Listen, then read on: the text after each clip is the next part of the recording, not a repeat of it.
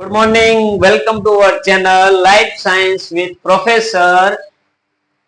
આજે આપણે વાત કરીશું સેલ બાયોલોજી ની અંદર કોષનું વિહંગાવલોકન. શું વખત વાત કરીશું? કોષનું વિહંગાવલોકન. કોષનું વિહંગાવલોકન મતલબ કે કોષનું આપણે વિસ્તૃતમાં શું કરવાનું છે? અવલોકન કરવાનું છે, ઓબ્ઝર્વ કરવાનું છે કોષને, કે કોષ કેવો હોય છે. પહેલી વાત કરવામાં આવે કે ટાઇપ્સ ઓફ સેલ. કોષના કયા કયા પ્રકારો જોવા મળે છે?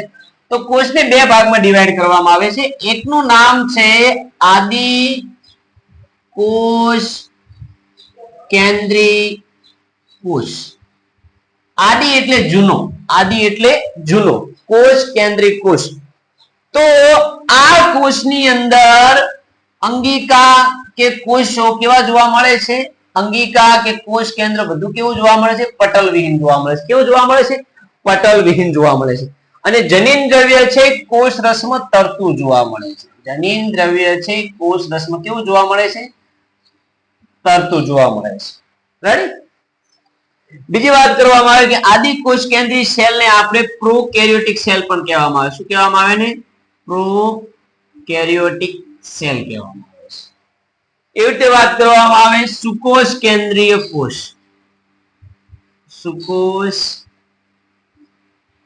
કેન્દ્રીય કોષ કે જે પટલ યુક્ત અંગિકા ધરાવે છે. પટલ યુક્ત શું ધરાવે છે? અંગિકા ધરાવે છે.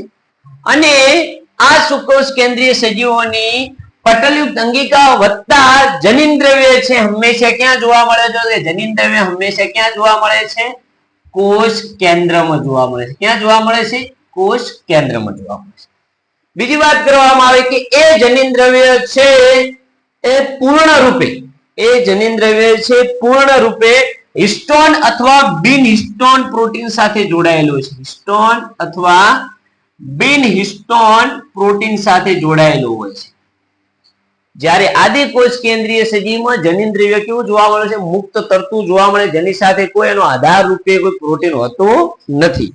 બીજી વાત કરવામાં આવે આદિ કોષ કેન્દ્રીય સજીવોની અંદર જનીન દ્રવ્ય સિવાય વધારાનું એક ગોળાકાર ડીએનએ હોય છે જેને એક્સ્ટ્રા ક્રોમોઝોમલ ડબલ સ્ટ્રાન્ડેડ સર્ક્યુલર ડીએનએ તરીકે ઓળખવામાં આવે છે. એનો મતલબ કે વધારાનું ગોળાકાર ડીએનએ જેને પ્લાઝમિડ તરીકે પણ ઓળખવામાં આવે છે. શેના તરીકે ઓળખવામાં આવે છે? પ્લાઝમિડ તરીકે ઓળખવામાં આવે છે. રાઈટ. બીજી વાત કરવામાં આવે કે કોષના અલગ અલગ આકારો છે. કયા કયા આકારો? તો કે કોષના અલગ અલગ આકારોની વાત કરવામાં આવે તો કે પહેલો આકાર છે એનું નામ છે બેસિલસ. બીજો છે એનું નામ છે કોકસ. ત્રીજો છે એનું નામ છે વિબ્રિયો. ચોથું છે એનું નામ છે spirillum. Bacillus, coccus, vibrio, spirillum. Bacillus નો મતલબ થાય દંડાણુ, એટલે કે દંડ જેવા. કેવા? દંડ. કોકસ નો મતલબ થાય ગોળાકાર. વિબ્રિયો નો મતલબ થાય વક્રાણુ, વાંકા કોષો. સ્પિરિલિયમ નો મતલબ થાય કંતુલાકાર. આવા ટોટલ 4 આકારો અલગ અલગ પડે છે. બેસિલસ, કોકસ, વિબ્રિયો અને સ્પિરિલિયમ. અને આ 4 આકારોને આધારે અલગ અલગ કોષનું અલગ અલગ ક્લાસિફિકેશન એટલે કે અલગીકરણ જોવા મળે છે. દંડ જેવા આ ટાઈપની રચના હોય તેને બેસિલસ કહેવાય. આવા ગોળાકાર હોય તેને કોકસ કહેવાય. આ ટાઈપના કોમા આકાર હોય વક્રાણુ, વક્રાણુ કહેવાય. અને આવી રીતે હોય કંતુલાકાર તરીકે ઓળખવામાં આવે છે. બીજી વાત કરવામાં આવે કે કોષની કઈ કઈ અંગિકાઓ જોવા મળે છે? તો કે સુકોષ કેન્દ્રીય કોષ હોય. સુકોષ કેન્દ્રીય એટલે કે યુકેરિયોટિક સેલ. કયો સેલ હોય? Eukaryotic cell. આ યુકેરિયોટિક સેલ હોય તેની અંદર કઈ કઈ અંગિકા જોવા મળે છે? તો કે પહેલામાં પહેલી વાત કરવામાં આવે કે એનું કોષ કેન્દ્ર. ધ્યાન આપો દરેક. પહેલામાં પહેલું શું જોવા મળે? એનું નિયામિકી કોષ કેન્દ્ર. એની નજીકની એક જ તરફ આરઈઆર અને શું જોવા મળે છે? બીજા તરફ એસસીઆર જોવા મળે છે. અંતઃકોષરસ જાળોની વાત કરી છે. ત્યાર પછી ગોલ્ગી કાય, રિબોઝોમ, લાઇસોઝોમ, કણાભ સૂત્ર. વનસ્પતિ સેલ હોય તો હરિતકણ જે પ્રાણી કોષમાં શું જોવા મળે છે? ગેરહાજર. પ્રાણી કોષમાં તારા કેન્દ્ર હોય છે, પણ વનસ્પતિ કોષમાં ગેરહાજર જોવા મળે છે. એ સિવાય વાત કરવામાં રસધાની છે, પ્રાણી કોષની વિશિષ્ટતા છે. તો આવી મુખ્ય અંગિકાઓ જોવા મળે છે જો સુકોષ કેન્દ્રીય કોષ હોય તો. અને જો આદિકોષ કેન્દ્રીય કોષ હોય તો આદિકોષ કેન્દ્રીય કોષની અંદર કોઈ પટલયુક્ત અંગિકા જોવા મળતી નથી, પણ પટલવિહીન અંગિકા કઈ કોની હાજરી હોય છે તો કે રિબોઝોમની હાજરી હોય છે. કોની હાજરી હોય છે? રિબોઝોમની હાજરી હોય છે. બીજી એક વાત, તારા કેન્દ્ર પણ કેવી છે? પટલવિહીન છે. કેવી છે? પટલવિહીન છે, પણ એ હંમેશા ક્યાં જોવા મળે છે? પ્રાણી કોષની અંદર જોવા મળે છે. બીજી વાત કરવામાં આવે કે આદિકોષ કેન્દ્રીય કોષની અંદર રિબોઝોમ સિવાય બીજી એક અંગિકા હોય છે જેનું નામ છે મેસોઝોમ્સ. અને આ મેસોઝોમ છે તે આદિકોષ કેન્દ્રીયના ડીએનએ રેપ્લિકેશન માટે, તેના જનીનદ્રવ્યના ગુણન માટે, તેના કોષના વિસ્તૃતીકરણ માટે તેમજ એના ઉર્જા નિર્માણ માટે prokaryotic power house of cell તરીકે કોણ ઓળખાય છે? તો મેસોઝોમ નામની અંગિકા ઓળખાય છે. કોણ ઓળખાય છે? મેસોઝોમ નામની અંગિકા ઓળખાય છે. રેડી? અને આપણે ડિટેલમાં ઓલરેડી સ્ટડી કરવાની. બીજી વાત કરવામાં આવે કે આદિકોષ કેન્દ્રીય સજીવની અંદર અન્ય અંગિકાઓની વાત કરવામાં આવે તો કે મેસોઝોમ, રિબોઝોમ અને કેટલીક વખત એની અંદર નાની નાની માઇક્રોબોડીઝ એટલે કે સૂક્ષ્મકાય પણ જોવા મળે છે, પણ કેવી હોય છે? પટલ વિહીન હોય છે.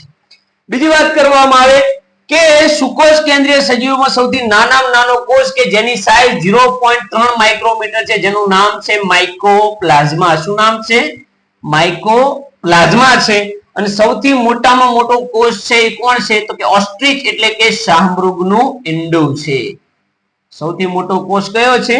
શાહમૃગનું ઈંડું છે.